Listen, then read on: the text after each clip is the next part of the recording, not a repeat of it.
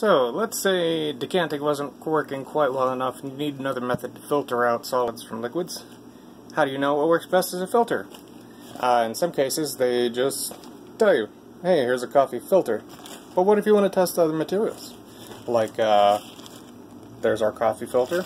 That's construction paper. This is regular writing paper in a cup that I guess I bent. Whoopsie.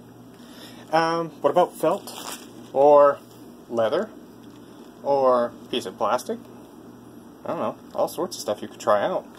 And what I did is I added a little bit of green food dye to my water. It's about a cup of water in each of these cups. That part doesn't really matter. Just the water, the food coloring just makes it easier to see as it is wicked up or soaked into these materials. And the chopsticks or pencils, if you'd like, are there just in case this gets, too limp when it gets wet. I didn't want it to fall all the way in. So that's there as a precaution. And this one, you can't really tell by looking at it, but it's soaked all the way up because that's its job. It's really good at that. Construction paper, not its job, but it's also really good at that. It's actually got a nice vein of the food dye separated out there too.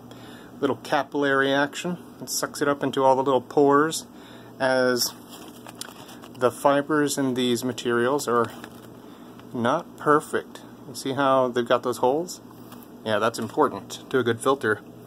Writing paper doesn't have that. It's very nice and smooth in texture, not rough like the other ones. And that means that it's, it's harder pressed. It's very smooth. There's very little, there's still pores, little bitty holes in there, but they're much, much smaller. And it really didn't soak up much. Yeah, it's not wet above the waterline at all with this one. So that probably wouldn't make a good filter. That probably would. We know that would. You could take it one step further after this.